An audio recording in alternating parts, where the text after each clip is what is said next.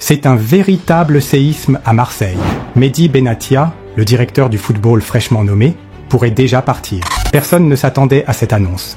Et pourtant, il vient de lâcher une déclaration qui fait trembler le club. Fatigué, épuisé mentalement, il envisage de ne pas s'éterniser à l'homme. Alors, est-ce le signe d'une future crise, un simple coup de fatigue, ou un problème bien plus profond? Accrochez-vous, car ce qui va suivre est explosif. Un début prometteur, mais une réalité brutale. Janvier 2025, Mehdi Benatia débarque à l'Olympique de Marseille avec une mission XXL. Restructurer le club, redonner un cap clair et bâtir une équipe compétitive pour viser l'Europe.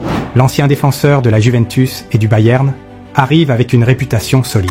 Un homme de terrain, un passionné, un compétiteur dans l'âme. Et dès son arrivée, il ne ménage pas ses efforts. Il s'attaque directement au dossier chaud du mercato. Il est sur tous les fronts. Négociations, recrutement, discussions avec les joueurs. Il joue même un rôle clé dans certains dossiers, comme celui de Paul Pogba. Mais très vite, la réalité le rattrape. Le problème, l'OM est un club sous haute tension. Un club où la pression est permanente. Un club où chaque décision est scrutée, critiquée, commentée. Et Benatia ne s'attendait peut-être pas à ça. Dans une interview choc, accordée à l'équipe, Benatia lâche une phrase qui en dit long sur son état d'esprit. Je ne sais pas combien de temps je resterai, sûrement pas longtemps, et je n'ai pas peur de le dire. C'est usant mentalement, physiquement. La seule garantie, je vais tout donner jusqu'au dernier jour. Des mots forts qui trahissent une immense fatigue. Être directeur du football, ce n'est pas juste gérer des transferts. C'est aussi faire face aux conflits internes, aux tensions avec la direction, à la pression des supporters et des médias. Et justement, en interne, des tensions commencent à émerger. Et si cette fatigue cachait un problème bien plus profond?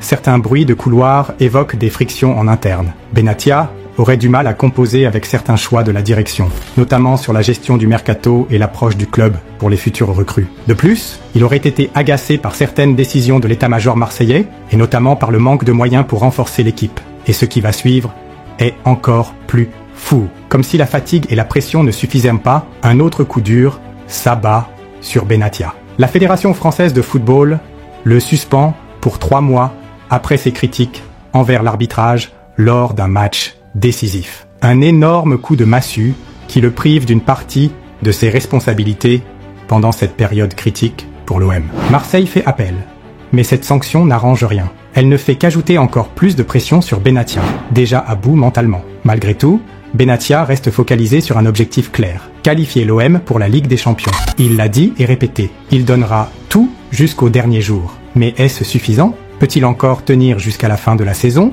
Ou va-t-il finalement lâcher prise avant? Et surtout, si Benatia part, qui pour le remplacer? Son départ serait-il une catastrophe pour l'OM? Ou au contraire, une opportunité pour un nouveau projet? Dites-moi en commentaire ce que vous en pensez. Et surtout, lâchez un gros like et abonnez-vous pour ne rien manquer des prochaines Actu Foot.